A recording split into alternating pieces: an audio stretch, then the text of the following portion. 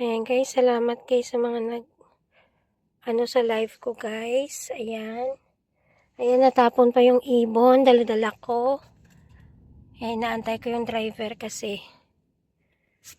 Doon ako guys Doon ako magbabakasyon muna 10 days kasi nagbakasyon ng amo ko.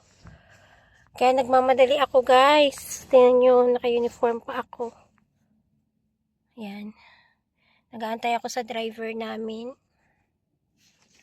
Dala-dala ko yung mga ko guys, yung laptop ko nasa paa ko guys. Dami ko pang dalang gamit kaya nagmamadali ako kanina kasi para guys, para pagdating ng driver naka-ready na talaga ako. Yan, maraming salamat Idol Nolly sa pag-akyat sa akin, sa lahat-lahat ng Team Kapuso, kay Founder Jane Lastimoso, lahat po guys na nagpapa-entry sa akin. Maraming salamat guys. Ayan, nagbakasyon kasi yung amo ko kaya need kong lumipat sa ibang bahay guys, no. Kaya hirap talaga kaya binilisan ko na lang kanina yung pagpapa-entry ko. Ayan. Kasi mahirap guys, magmamadali ako guys at may makalimutan ako guys. Importante dala-dala ko yung mga cellphone ko. Lahat ng kasi 10 days yung amo ko guys, wala guys.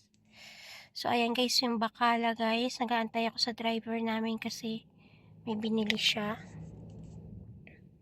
Kala nyo guys, para ako guys, hirap talaga guys pag magbakasyon ng amo.